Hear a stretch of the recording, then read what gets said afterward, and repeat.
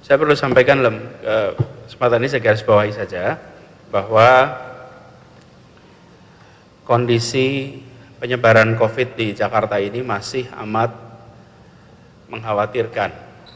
Tingkat penyebarannya masih cukup tinggi. Kalau kita perhatikan lonjakan angka kasus cukup besar. Karena itu pada seluruh masyarakat untuk serius di dalam melaksanakan pembatasan jaga jarak atau biasa disebut sekarang physical distancing untuk mencegah penularan. Jadi ini harus dikerjakan secara amat serius. Kemudian di Pemprov DKI Jakarta juga secara khusus memberikan instruksi kepada para ketua RT, RW, Dasawisma PKK dan kader PKK untuk melakukan identifikasi atas kelompok masyarakat yang rentan bila tertular COVID-19. Mereka adalah warga lanjut usia di atas 60 tahun, kemudian penyandang juga penyakit-penyakit bawaan, misalnya ada diabetes, ada penyakit jantung, ada penyakit paru, ada penyakit tekanan darah tinggi, itu diantaranya, ada lagi sebagian. Jadi mereka bertugas untuk mengidentifikasi di lingkungannya, lalu secara khusus melakukan sosialisasi cara-cara mencegah dari penularan. Dan ada sebagian dari lansia yang tinggal sendirian tanpa didampingi oleh keluarganya. Di situ harus ada pendampingan khusus dan kita sudah sampaikan kepada para ketua RT, RW untuk bisa memberikan dukungan agar mereka bisa tetap bertahan di rumah tanpa harus pergi keluar. Kenapa ini juga saya sampaikan? Karena selain data jumlah kasus yang disampaikan resmi oleh Kementerian Kesehatan, Pemprov DKI Jakarta juga memantau data dari Dinas Pertamanan dan Hutan Kota. Ini adalah dinas yang mengurusi pemakaman. Di bulan Maret ini terjadi pemulasaran dan pemakaman dengan menggunakan protap COVID-19. Protapnya itu antaranya bahwa jenazah dibungkus dengan plastik, menggunakan peti, lalu harus dimakamkan kurang dari 4 jam, lalu petugasnya menggunakan APD. Sejak tanggal 6 itu mulai ada kejadian pertama, sampai dengan kemarin tanggal 29 itu ada 283 kasus. Artinya ini adalah mungkin mereka-mereka yang belum sempat dites, karena itu tidak bisa disebut sebagai positif, atau sudah dites tapi belum ada hasilnya, kemudian wafat. Ini menggambarkan bahwa situasi di Jakarta terkait dengan COVID amat mengkhawatirkan. Karena itu saya benar-benar meminta kepada seluruh masyarakat Jakarta, jangan pandang angka ini sebagai angka statistik. 283 itu bukan angka statistik, itu adalah warga kita yang bulan lalu sehat, yang bulan lalu bisa berkegiatan. Mereka punya anak, mereka punya istri, punya saudara, dan ini semua harus kita cegah pertambahannya dengan secara serius melakukan pembatasan.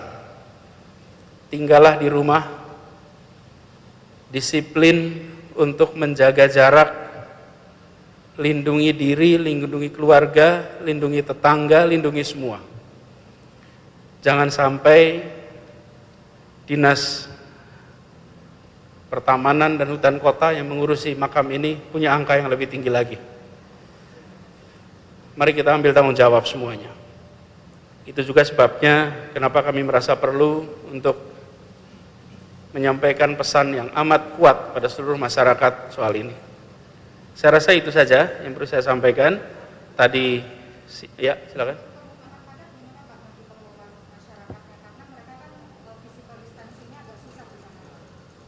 Ya, jadi disitulah sebabnya dari awal kita sampaikan bahwa bila kita berbicara tentang menjaga masyarakat, deteksi awal itu dibutuhkan.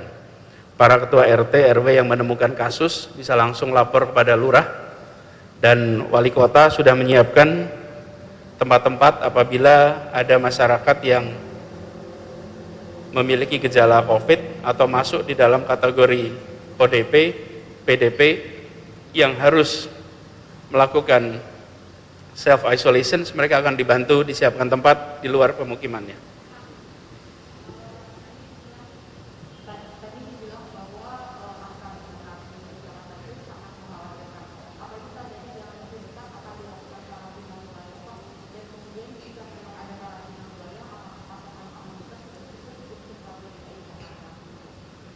Ya, keputusan mengenai karantina wilayah itu ada di kewenangan pemerintah pusat. Kami di DKI Jakarta memang mengusulkan itu, kami menyampaikan surat terkait dengan itu, dan di dalam usulan kami menyebutkan ada beberapa sektor yang harus tetap bisa berkegiatan. Pertama adalah energi, yang kedua adalah pangan, ketiga adalah kesehatan, keempat adalah komunikasi, dan kelima adalah keuangan. Itu yang kita pandang perlu mendapat perhatian. Tentu akan ada sektor-sektor esensial lain. Jadi ini contoh saja 5, tapi tidak terbatas 5. Artinya kebutuhan-kebutuhan pokok dan lain-lain tetap harus bisa berkegiatan seperti semula. Jadi 5 itu esensial: energi, kesehatan, pangan, komunikasi, dan keuangan. Kenapa? Kalau langkah, kita menyiapkan semua skenario. Kita siapkan semua skenario. Hari-hari ini kita mengatur itu semua, termasuk menyusun distribusi logistik untuk masyarakat.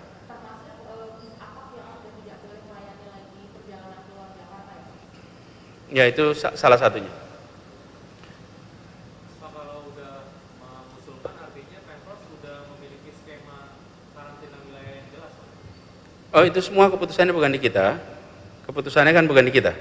Tapi kita menyiapkan untuk semua langkah. Karena seperti kita ketahui, tadi Bapak Presiden memberikan arahan mengenai pembatasan sosial berskala besar, dan itu sesuai dengan Undang-Undang Nomor 6 Tahun 2018 tentang karantinaan kesehatan. Jakarta 2 pekan ini sudah melaksanakan. Jadi Jakarta selama 2 pekan ini, itu kalau di pasal 59 ayat 3 itu disebutkan peliburan sekolah dan tempat kerja, kemudian pembatasan kegiatan keagamaan, lalu kegiatan di tempat umum dan fasilitas umum.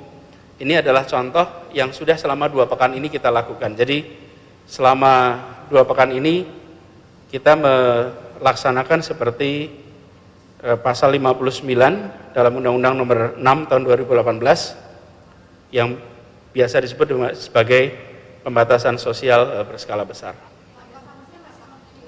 Apa?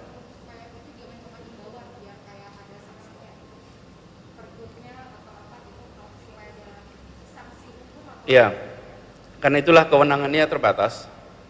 Jadi kita makanya berharap ada ketetapan hukum sehingga kita bisa melakukan penegakan atau enforcement. Saya rasa cukup itu dulu teman-teman sekalian. Jadi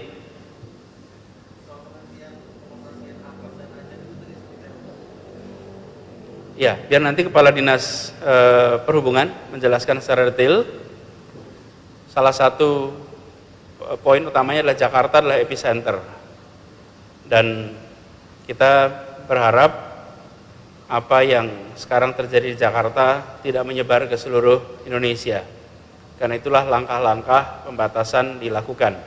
Nanti biar detailnya Pak Kepala Dinas Perhubungan aja menjelaskan. Begitu ya teman-teman, terima kasih. Assalamualaikum warahmatullahi wabarakatuh.